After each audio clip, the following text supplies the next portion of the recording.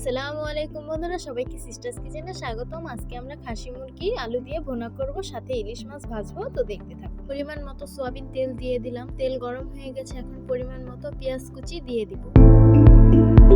কয়েকটা আস্ত জিরে দিয়ে দিলাম। আপনারা জিরাটা পেঁয়াজের আগে দিয়ে দিবেন। এখন কেটে রাখা টমেটোটা দিয়ে দিব।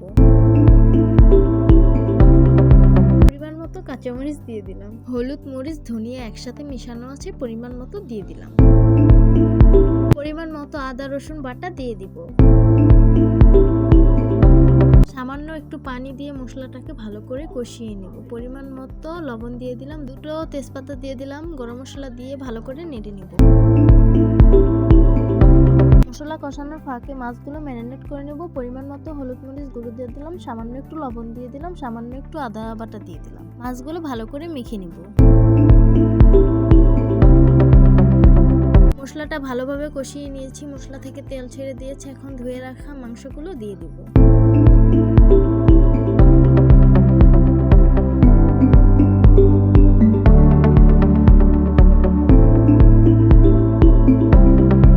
মাংসগুলো কষানো হয়ে গেছে, এখন আমরা আলু দিয়ে একটু কষিয়ে নেব।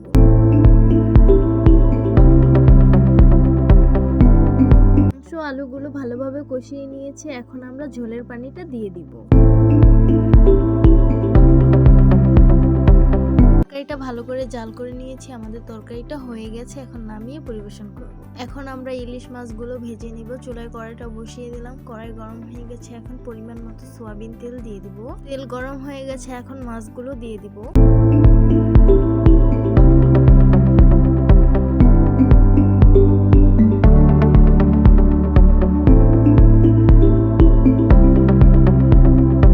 মাছগুলো এখন আমরা উল্টে নিব।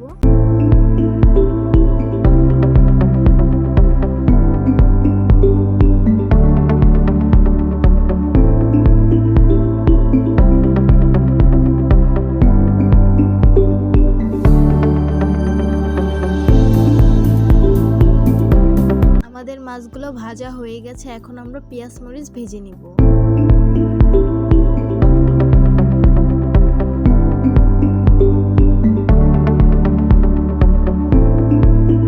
সালাডটা কেটে নিয়েছি। তো আমাদের খাসি মুরগির তরকারিটা পরিবেশন করে দিলাম। দেখতে খুবই সুন্দর হয়েছে, কালারটা খুবই সুন্দর এসেছে। কার কার খাসি মুরগি খেতে পছন্দ কমেন্ট করে জানাবেন অবশ্যই। আমার কাছে খাসি মুরগির মাংস খেতে খুবই পছন্দ হয়। তো গরম গরম ইলিশ মাছ ভাজাটা পরিবেশন করে দিলাম। দেখতে খুবই সুন্দর লাগছে, আর ইলিশ মাছ ভাজা খেতে খুবই ভালো লাগে। ইলিশ মাছ ভাজা গরম গরম খেয়ে নেন, না হলে ঠান্ডা হয়ে যাবে। তো সবাই ভালো থাকবেন, সুস্থ থাকবেন, আর সিস্টার্স কিচেনের সাথেই থাকবেন। আল্লাহ হাফেজ।